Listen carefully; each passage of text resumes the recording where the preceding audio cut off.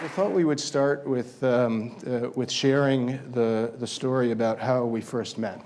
A lot of people ask me, how the hell did you get the opportunity to write a column for Business Week, right? Who's your PR firm, and who's your marketing department? And they're quite surprised when I tell them we don't have a marketing department, we don't have a PR firm, and I go back to what I said in the early opening about how Twitter has become part of our life, and I say I'm just a twittering fool, and literally met you by way of Twitter, where we started to have a conversation, and I'll always remember the day that you sent me a little message, pretty short and to the point, right?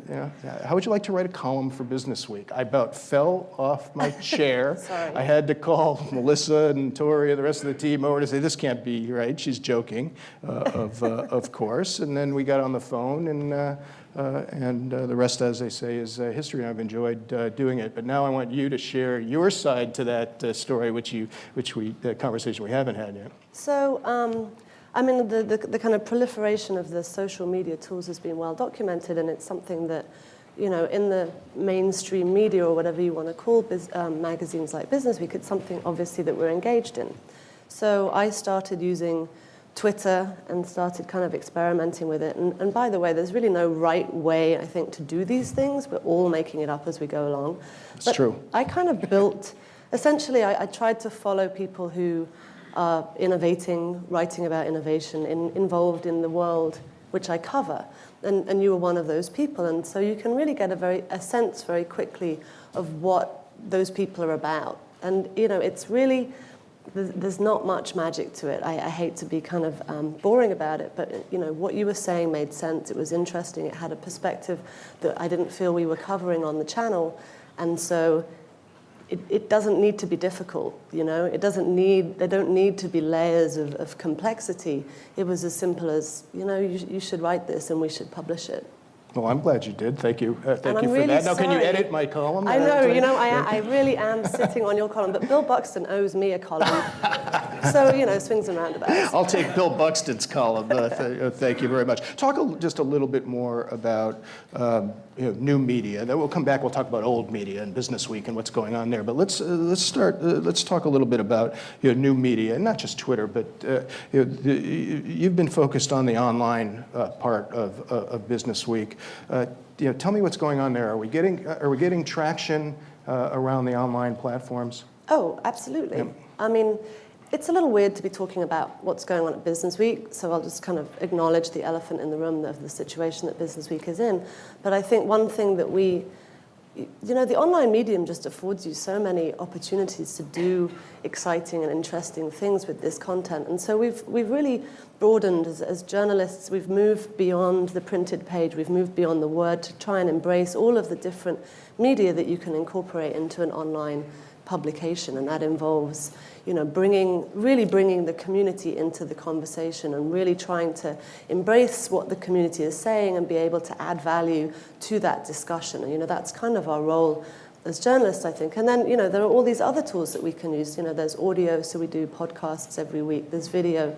So we're trying to muddle through. We're not necessarily expert at all of this, but we're trying to use the medium in an appropriate manner that really kind of exploits its potential. I mean, it's so kind of exciting, I think. And what's the readership on the online side compared to the print side now? We have an amazing readership online, and it's really interesting to see how people's reading habits are evolving and how people use the print side and how they use the online side, and that is impacted inside the organization too, where we realize that sadly print pages, there are fewer of them in this economy. But that doesn't mean that, we're still working as hard as we ever were. So we have a kind of a surfeit of content.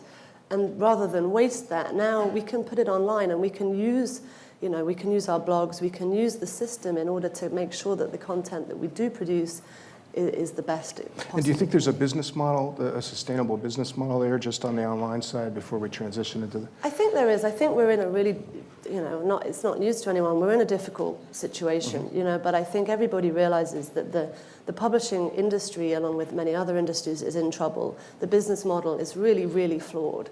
And the opportunity there, rather than be paralyzed by that kind of terror that, descends on you as you realize that, maybe everything is, has gone to hell. There's opportunity there that, I don't know what the answer is. I wish I did, but there has to be an answer there. Now, let's talk a little bit about old or traditional media. So I read with great sadness this week that that Gourmet magazine is going out, and then I think about it a little bit. We had, and I think this is the problem in a nutshell. I mean, we love Gourmet magazine, but we stopped subscribing to it years ago, and yet we're online. Not we. Susan is online, getting recipes that we use. I mean, constantly getting at the content, which we don't pay for, but we haven't gotten the magazine in years. But yet I read, Gourmet magazine is going out. I'm like, how could that happen? Well, duh. How does it happen, right? So now we get the same issue going on in terms of Business Week and where it is, and it's trying to work through a bid and sales process. What's it like to live in that environment right now? Yeah, thanks. You're welcome. Well, I think it's reasonable to say we're all a little tense. But yeah, you seem to have this Zen thing going on. I don't know where it came from, but it descended on me, and I'm really happy about it.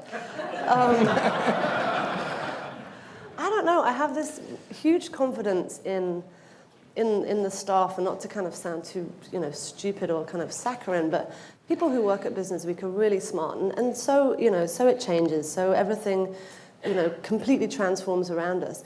Particularly as the innovation editor, I should be able to embrace that, because that's what I write about. The corporations should be able to embrace the change and be able to really push it forward, and that's what I think we have to do. And everyone is so smart that I think we'll all be okay. We may not have the same job that we always had, but we know this is not a massive surprise. This has been happening for a while, and I hope. Maybe it's just I'm really stupid, and I have a huge nasty shock to come.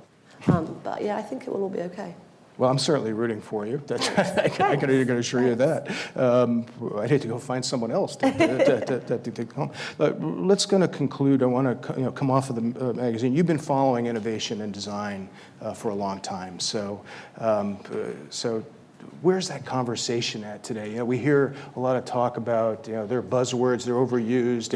Everybody's an innovator, everybody's a designer, therefore nobody's an innovator, and nobody's a designer. Right. Where is that conversation today? Right, and that's true, and it's really hard sometimes if I say I'm the innovation editor at Business Week, and people are like, whatever. And it's still hugely important, and I think there are some trends that we're following that have such a long way to go, but that are really kind of promising and kind of really hold a lot of interest for us that we're following. I was talking about one of them last night with Bob Schwartz from GE Healthcare, and I don't want to steal his story, but the kind of... Bob Schwartz has more stories than... That's true. He can be flexible, right? He can adapt. Okay, sorry, Bob, for stealing it. This idea of reverse innovation, or as we wrote about it in the magazine back in, I think it was May, Rina Jana did this great story about trickle-up innovation and how products or ideas that are being developed from the emerging markets can kind of float back into the West, which is kind of contradicting the kind of classic idea of trickle-down innovation. And I think that's really interesting and holds a lot of promise. Yeah. So that's something that we're watching. And then, of course, there's what's going on in the government.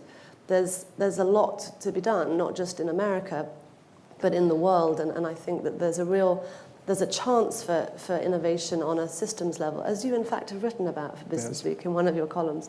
There's an opportunity here for hugely transformative innovation within society, and I think that's hugely exciting. I hope it happens. Yeah, I would agree. And then lastly, just a little bit more focused on design.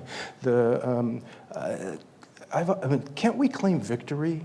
Can't we claim that design is important and stop arguing about whether it is or isn't important and move on to actually using the tools to deliver more value and change some of these systems? Seems like we're still in the debate around whether design is relevant in a, in a strategic sense. Yeah, and it's kind of fun, I guess, if you like to have circular arguments, but it's kind of redundant, I hope.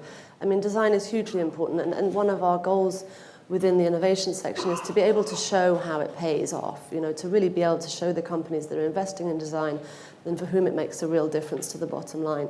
I think there's a tension between designers and design thinkers, and I think that this is because it's new, and this kind of tension will play out and it will resolve itself. Frankly, there's room for everyone, and I think people have criticized Bruce, who really has been at the forefront of driving the movement of design thinking and really talking about how design makes an impact in business. And some people seem to have a kind of knee-jerk reaction against it, and I think that's really unhelpful. Yeah, no, I agree. Helen, thank you so much. I'm thrilled that Business Week is involved in the BIF community and with our summit, and I really enjoy working with you. Thank you. Oh, thank you.